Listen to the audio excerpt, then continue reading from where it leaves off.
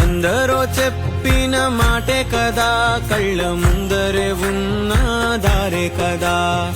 తొందరే ముందన్న తీరొద్దిక, కష్టపడ్డోడికే దైవం తోడుండదా.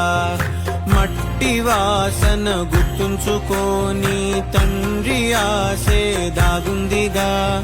చిక్కి చితికిన విత్తనంలో ఓ వంశ వృక్షమే దాగుందిగా.